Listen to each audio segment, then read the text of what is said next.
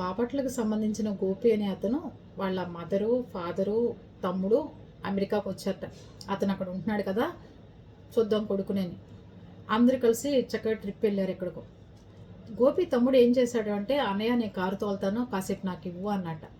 అందుకోసం అని చెప్పి అతను కారు పక్కకు తీసి ఆపి దిగుదామనే లోపల వెనక నుంచి ట్రక్ వచ్చి వాళ్ళ కారుని కొట్టింది.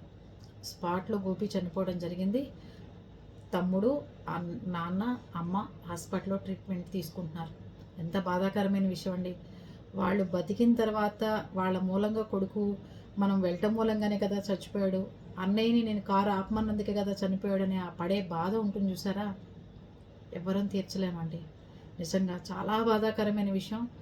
అమెరికాలో కూడా ఈ మధ్యన ఈ స్పీడ్గా వెళ్ళటం, ట్రక్కులు కొట్టడం ఇవన్నీ ఎక్కువైపోయినాయి. కొంచెం జాగ్రత్తగా మీరు కూడా కార్లు ఆపుకునేటప్పుడు చూసుకుని ఆపుకోండి.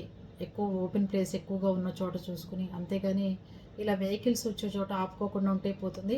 చాలామంది ఇండియన్స్ ఇలా కార్లు పక్కన ఆపుకున్నప్పుడు, ఫోటోలు దిగుతున్నప్పుడు, ఇలా టూర్లు వెళ్ళినప్పుడు ఎక్కువ ప్రమాదాలు జరుగుతున్నాయి.